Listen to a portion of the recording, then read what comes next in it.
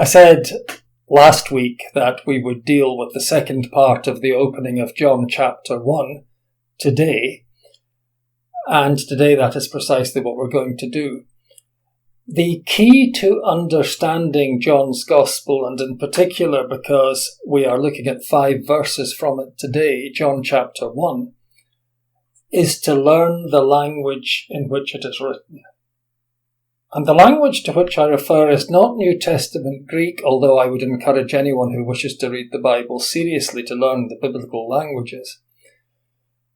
The language you need to know and understand in order to read John chapter 1 is love, the unselfish, non-sexual, unromantic, selfless, self-giving, ego-eroding love, which is the key to the New Testament. The one verse at which we are really going to be looking today is John chapter 1 verse 14, and only the first part of that. And the Word became flesh and lived among us. The image here is simple and it's complex. The difficulty we have is that we use it and claim to believe it, but we do not understand what it means. I get people asking me if I believe that Jesus was the Son of God, and they aren't asking if I believe Jesus was the Son of God at all. They are checking to see if my theology is sound, or whether I conform to their test of orthodoxy and if I am in their camp. Now, if you'd asked someone living in the classical or Jewish world of the 1st century what was meant by Son of God, they would have given you a list of possibilities because they were familiar with the idea of deities becoming human beings, humans being incarnations of gods, humans being made into gods. And John's Gospel is not the first example by any means of a description of a divinity becoming human. What is different here is the thinking behind it and the context in which it is presented. And remember, we've already seen this in the Advent sermons on Isaiah. The Jewish world is familiar with the idea of reframing a story, retelling a story. Myth always follows event.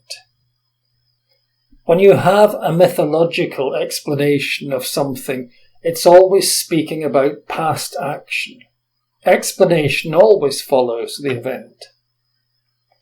And there was never any denial of history. Yes, in Isaiah, the people were exiled and enslaved in Babylon. It was never denied, but it was part of a purpose. God was there, God was in it. And John chapter 1 reframes not one, but 2 stories.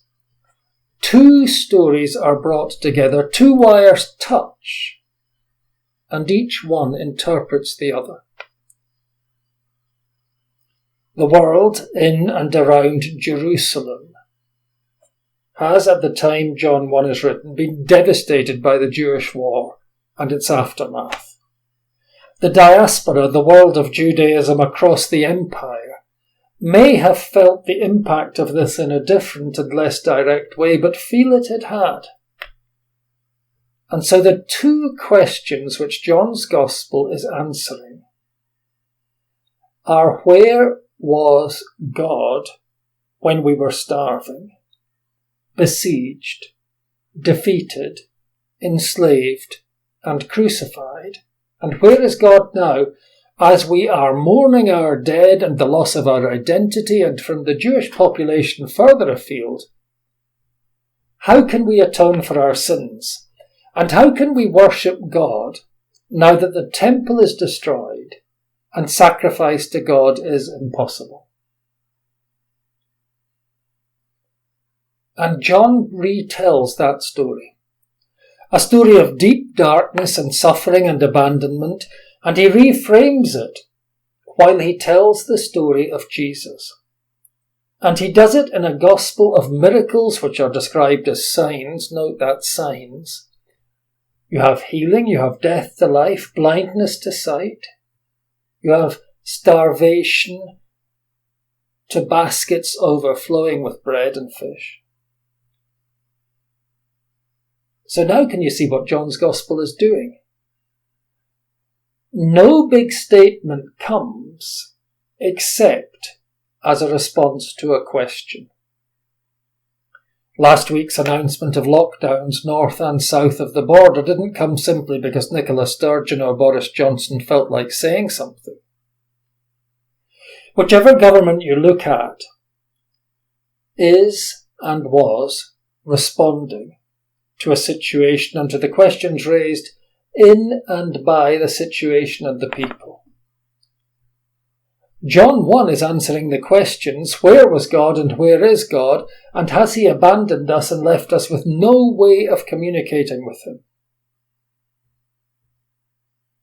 Now, if you go back and read John 1 to 18, you can see now that these are the questions to which John is responding. The Gospels are not lives of Jesus of Nazareth. They are not intended to be, they were never intended to be read as history.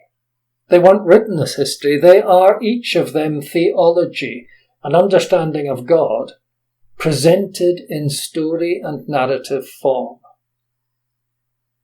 And as you become skilled in reading the New Testament, you learn to hear what the writers are really saying.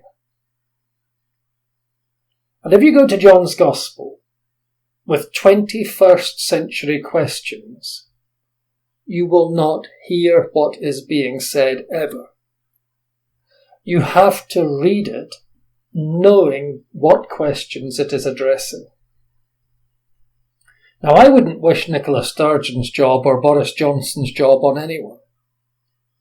And I'm not as cynical about politicians as a group as many people appear to be.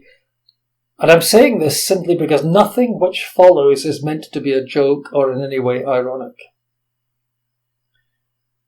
If you had read parts of Nicola Sturgeon's statements about lockdown, or what Boris Johnson has said, and I'm aware that they're not presidents or monarchs, but they do say things, they are spokespeople. If you had read sections of statements about not being permitted to leave houses, all kinds of places being shut down, and you hadn't known any of the background, you'd have had to be looking from a long way in the future or having woken from a coma or something, but you would have assumed that the country had been taken over by some extreme left or right-wing dictatorship. You would make that assumption. And the country hasn't. We haven't. But just think how wrong you can be, even if you have the facts to hand.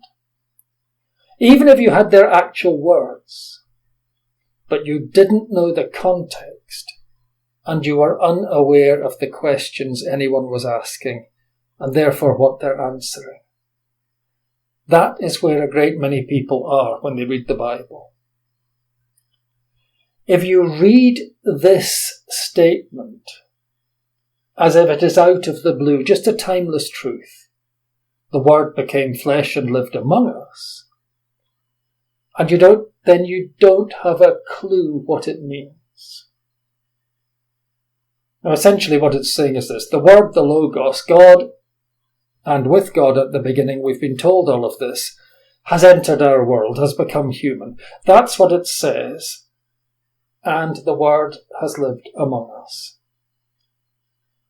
And we know that John identifies Jesus of Nazareth as the one in whom we see the Word. Now, the Greek here has been up for discussion. A lot of people argue that lived among us can and should be translated as pitched his tent among us. And the idea is therefore that God is dwelling with us in a movable kind of way. He pitches his tent, but it's essentially temporary. He may at any time strike camp and we have to follow. The demand here then is that we have to move. The implication is that we have to go to him to be with God as he moves and as he leads. It's all very clever. And it's actually quite persuasive, but Greek is like English, in that one expression can mean different things in different situations. Neil set up home in a nice cottage in Kirriemuir. Neil, the New Age traveller, set up home in a caravan in Kirriemuir for the summer. Neil never looked like he was ever going to leave our party, no matter how much we hinted. He'd set up home in that chair and never budged until we asked him to go at 2 a.m. Set up home doesn't in itself tell you very much. It can be used in different ways and contexts to mean different things. It works that way in Greek. The whole point of John's Gospel and the other Gospels is that in Jesus we are seeing how things have always been. For the Gospels, as for Paul, Jesus is an event. John's Gospel is not only interpreting Jesus of Nazareth for us. John's Gospel is interpreting recent history and all history. And just before this, we've read John's other statement, the light shines in the darkness, and the darkness did not overcome it. Greek can be precise and concise. In English, it's more difficult sometimes to be both at once. But that tense switch, as I said last week, is intentional. The light, the divine light, the light which is God's presence, has always been in the world. But that darkness that you've just experienced hasn't overcome it. So John presents a general truth, the light shines in the darkness, and then a specific one. The darkness you've experienced and which casts its shadow over you now did not, however much it looked like, it didn't mean that God had abandoned you. The darkness did not overcome it. And then he says, the Word became flesh and lived among us. The sheer enormity and significance of this statement in this situation is difficult to get across. It's not a statement no other philosophy or religion has ever made. There is in fact very little in Christianity as we know it which is unique, despite what some people will tell you. But you have to put Jesus to the side here, because John has not yet been explicit about that. If he wanted you to think Jesus, he would have mentioned Jesus, but he hasn't. And by the way, at no stage is John's Gospel even suggesting or hinting that Jesus was in heaven with God at the beginning of time. It is the Word. The Word became flesh. Jesus of Nazareth was not pre-existent.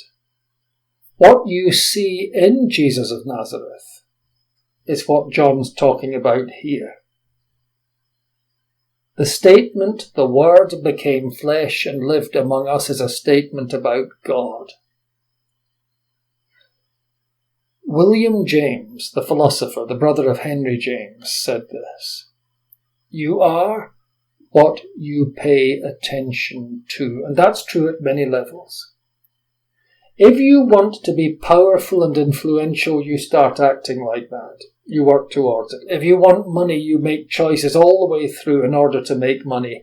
It's dead obvious. You become what you're paying attention to. When I was trying years ago to teach my children to ride mountain bikes, they never believed me when I told them that you will always hit what you're looking at. If you're trying to avoid a tree root, or a rock, or a ditch, or whatever it is, if you look at that thing, you're going to hit it. What you have to pay attention to is the way that you want to go. Whatever you're looking at is what your wheel will hit. You are what you pay attention to, and you go to where your attention is.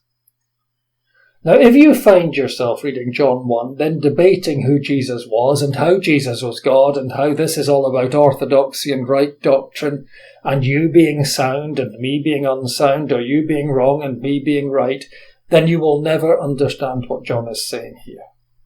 It is none of that. It has nothing to do with that. He is telling his readers that God's attention is on them, on humanity. And God is what he pays attention to. So, the Word became flesh and lived among us. It is the love of God for humanity which is the energy behind incarnation, the drive, the movement behind it. And therefore, the incarnation is a reframing of the past as well as of the future. The God who is manifest now loved you all along, and everything has to be changed now. Everything has to be reinterpreted. The whole story is being retold. But the question will still come. Where was he when we were abandoned, forsaken, when we suffered to the point of death, when we were crucified and left to die? And John points now to Jesus and presents the answer in his interpretation of that life and that death. And people say, how do we communicate with God? Where are we now that the temple is destroyed? And John explains it in terms of the interpretation of that life and that death. The Word became flesh and lived among us. The crucified Jesus is the crucified God. God incarnate is the crucified God. John chapter 1 is an interpretation of the cross. And the cross is the point at which God makes sense to an abandoned and a crucified people. Amen.